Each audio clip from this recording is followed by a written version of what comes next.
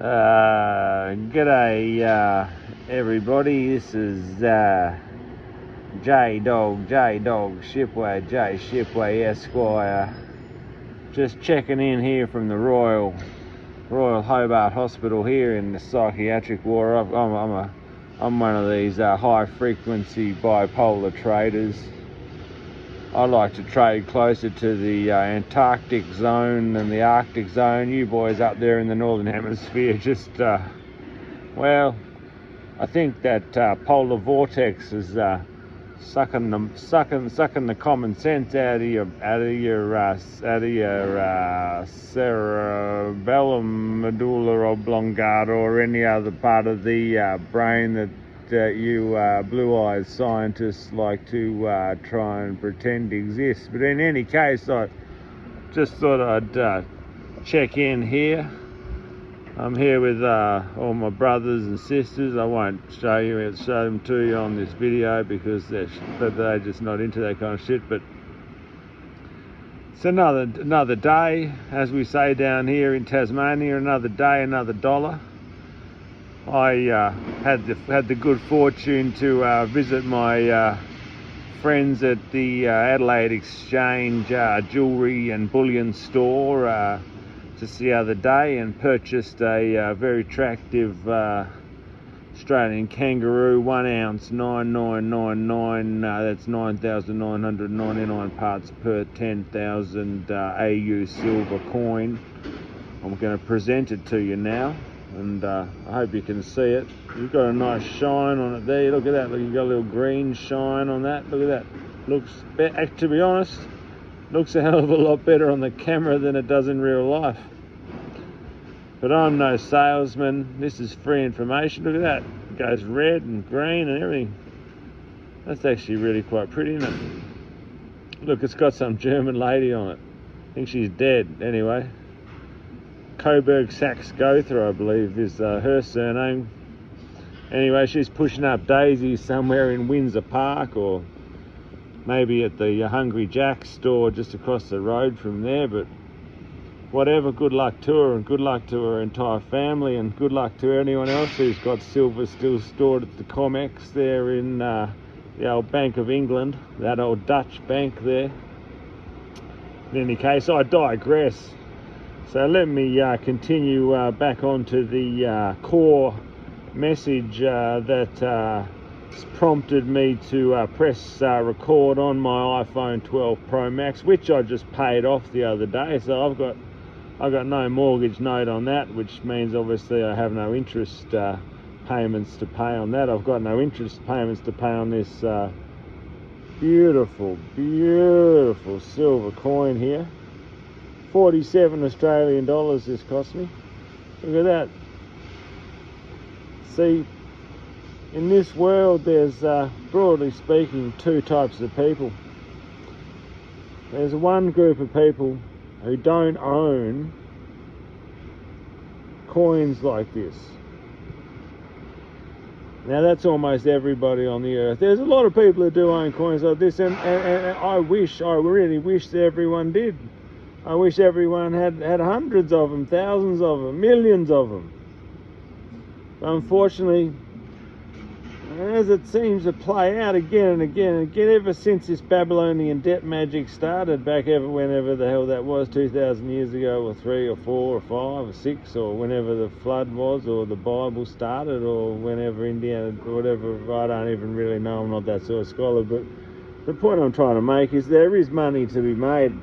There is money out there to be made. Look at this coin. Look at this beautiful coin. Look at this coin. Look at this. I don't know if you can hear it. You know, you can see. It doesn't sound as good as. It doesn't have that. I'm dropping it. I'm on a lot of psychiatric medication, so I'm not. There you go. You can hear it a little bit. I'll keep dropping it. Anyway, to be honest, I didn't really have any real reason to make this video other than to just gloat and to boast and to show off. Well, to boast. I guess I don't need to be prolix and verbose about it.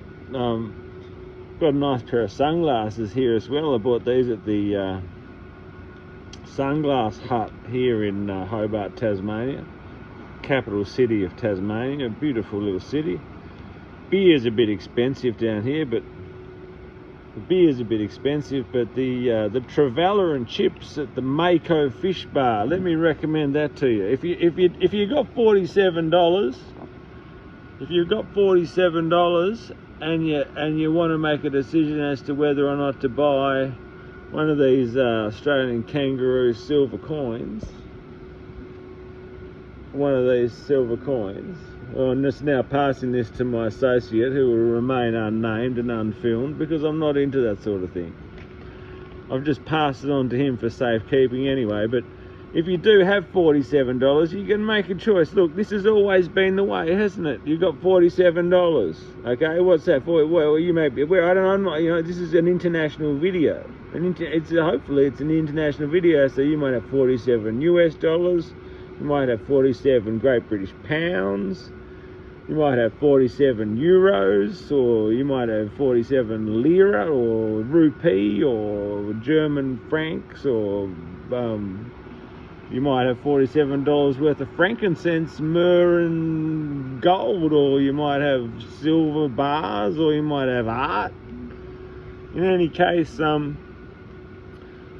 only real reason I've made this video is to basically boast to you about the fact that the stock market in Australia is pretty much crashing. It's down. Yeah, ASX is down about one a little bit percent.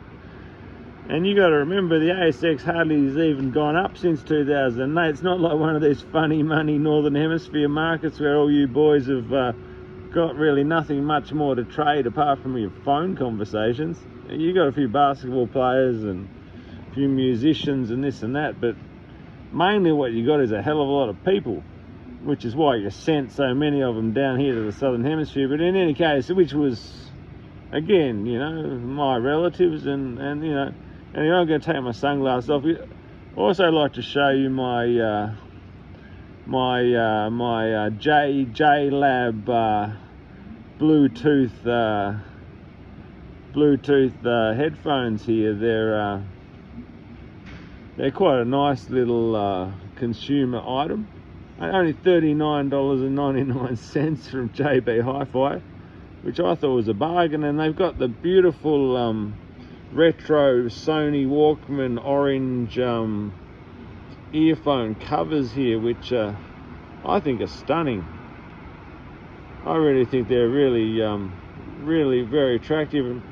And the sound quality is good. You've got 3 different EQ settings. It takes a little while to work out how to get it all to go, but when you fire it all up and so forth, it's really quite an impressive little technological effort, I'd have to say. So I put my sunglasses back on here now, and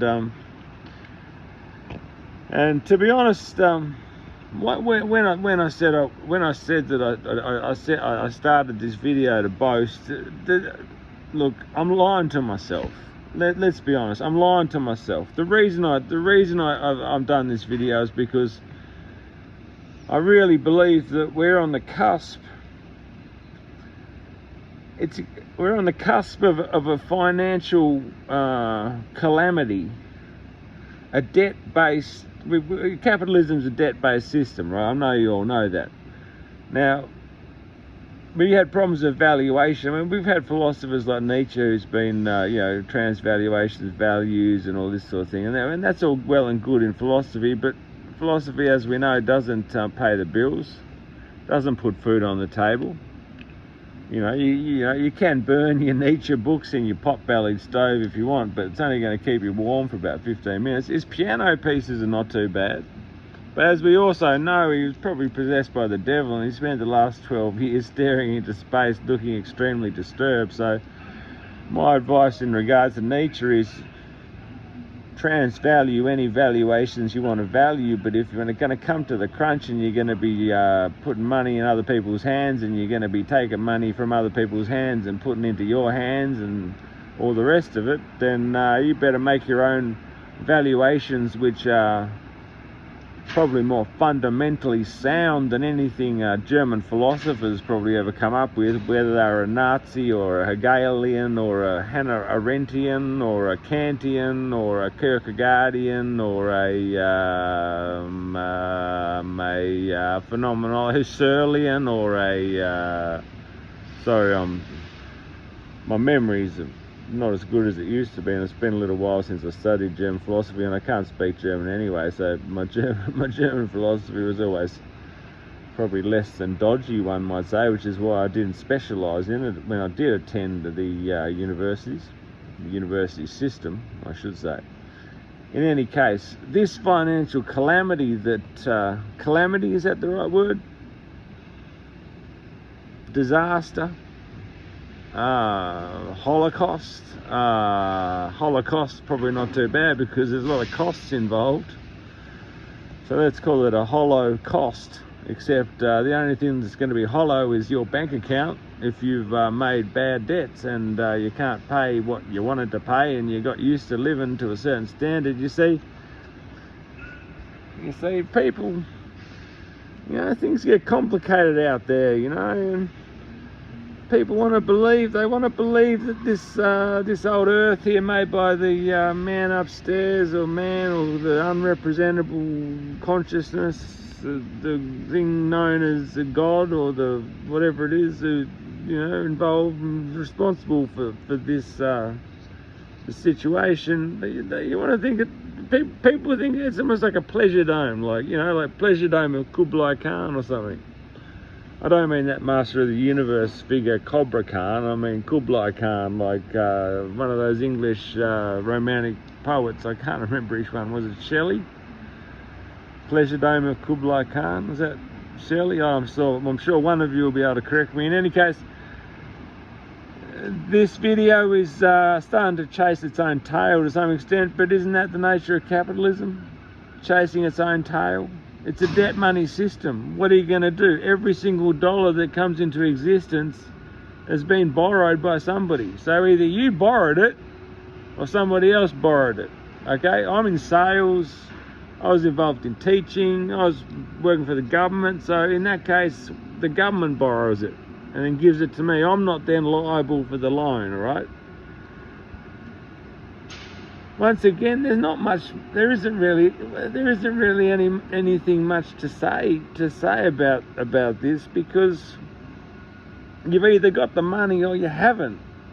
If you want to live a life buying fancy clothes and eating real nice food and going on holidays and all these sorts of things, this is not what human beings have been doing, since, I don't know about Adam and Eve, whether they took too many cruises or whether, what sort of recreation they were involved in, but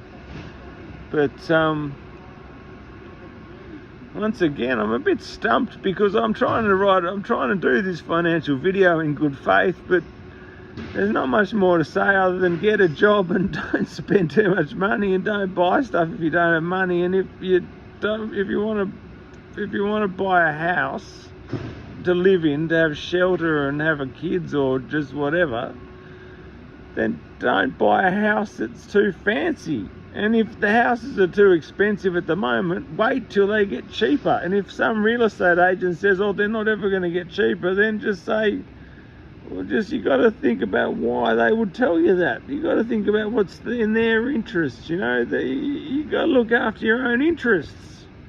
That's what I'll say. Look after your own interests, people. Look after your own interests. Someone comes to you with an offer. They come to you with an offer. They come to you with something. They may call it a gift. They're probably looking after their own interests. If it's your grandma or your mother or your best friend or someone who loves you and you love them, and then maybe they're going to try and help you and make your life better. But if they're just some stranger who's selling something on television, using some kind of crazy, satellite dishes and digital video cameras and voice-over technologies and all these sorts of things, they're probably just trying to take your money off you. Now, if you fall for that, there's nothing anyone can do for you. You're an idiot. You're a fool. You deserve to eat dirt like they do in Haiti or wherever they eat dirt. because if you give everything you have away, you're not going to have nothing left. And that's really all I can say. The ASX is down. If you looked at the companies on the ASX, how many of those companies are making any money? If my grandma lived on shares, okay? My grandma lived on shares, all right? Now, she didn't live large particularly. You know, she was a large lady, but she didn't live particularly large. Anyway, so she had the shares every 6 months or every year or whatever. She got a dividend if that company made a profit. Now, I don't know about the ethics of these companies. I was only a small child, but I saw how it worked. Okay, she wasn't buying these shares and these companies hoping that the price of the shares would go up as if she was betting on a horse. She was just owning some shares. She didn't even buy the shares. She only had the shares because her husband bought the shares. And he bought like BHP shares when they first started for like £1 each. It's a limited liability company. So the BHP directors got together and say, hey, you know, there's this whole, there's silver, I don't even know what metal it was, whatever. There's a mine at Broken Hill, Proprietary Limited, Broken Hill, New South Wales. Look, we've got a whole bunch of, you know, mineral deposits in the ground. We need money because we need food and we need cars. We don't need cars. We need food and all this sort of stuff. We need clothes and all that. So we're going to start a company and we're going to say, hey, we got to find some people with money, and we're going to say, hey, give us some money and we'll dig up this. We'll organise workers, dig up these minerals, and we'll give you shares in the company. And then once we dig up these minerals, we'll sell these minerals at a profit. And then once we make that profit, we'll take that money and then we'll give you, the owner of the shares, a proportion of that profits. Now, no, they weren't buying the shares because they thought BHP was going to go up 500% on some kind of gambling bet. It was just capitalism. Like, what do you want me to tell you? You're bloody idiots, mate. If you think you can make money doing that, and why would God or why would any natural wisdom or any force in the world just want to make you rich?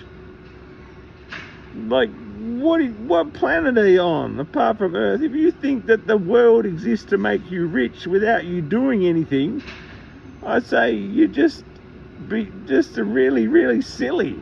So, you know, I haven't even bought anything in the last 14 years. I've just been trying to tell everyone how crappy this stupid market is. But anyway, as it turned out, I've done all right. I did get a little bit of house money and all this sort of crap. I also managed to lose my family and my mind and all this sort of stuff. But at least I've got it. At least I'm still here with my YouTube video, and I paid off my iPhone so I can make this video. And that's probably about all I've got to say to you today. I mean, good luck to you. If you want to gamble on something, gamble on the bloody Jack Jumpers beating the bloody New Zealand Breakers in the next... Up the Jackies! Yeah, the Jackies. Up the Jackies. Up the Jackies. If you want to do that, if you want to invest in... If you want to make an investment, then put some money in the bank and you get 4% a year. You want to complain about getting 4% for doing nothing? Well, then you're a fucking dickhead. So, good on you. Bye, bye, bye.